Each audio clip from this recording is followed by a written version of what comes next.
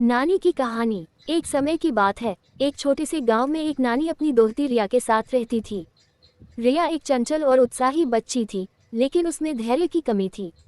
जब भी उसे कोई काम करने को कहा जाता, वह जल्दी से उसे पूरा करने की कोशिश करती और अक्सर गलती कर बैठती।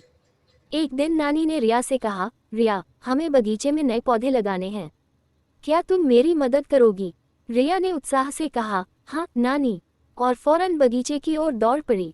लेकिन उसने पौधे लगाने में जल्दबाजी कर दी, जिससे कई पौधे ठीक से नहीं लगाए गए और कुछ तो टूट भी गए। नानी ने उसे प्यार से समझाया, रिया, किसी भी काम को अच्छे से करने के लिए धैर्य और समझ की जरूरत होती है। चलो, मैं तुम्हें एक कहानी सुनाती हूँ। नानी ने कहानी शुरू की। बहुत समय पहले की बात है। एक राजा था जो अपने राज्य में सबसे तेज दौड़ने वाले को पुरस्कृत करना चाहता था। उसने एक प्रतियोगिता का आयोजन किया। सभी दौड़ने वाले अपने पूरे जोर से दौड़े, लेकिन एक किसान था जिसने धीरे धीरे और स्थिर गति से दौड़ पूरी की। जब सभी थक कर रुक गए, तब भी वह किसान दौड़ता रहा और अंत में उसने ही दौड़ जीती।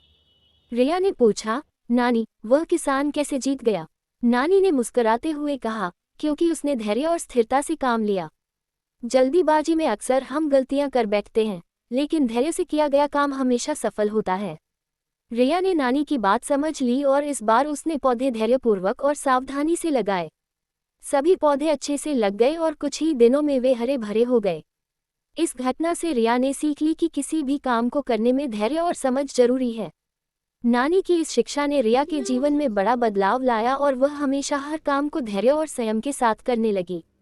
इस तरह नानी की कहानी ने रिया को एक महत्वपूर्ण सबक सिखाया, धैर्य और स्थिरता से ही सफलता मिलती है।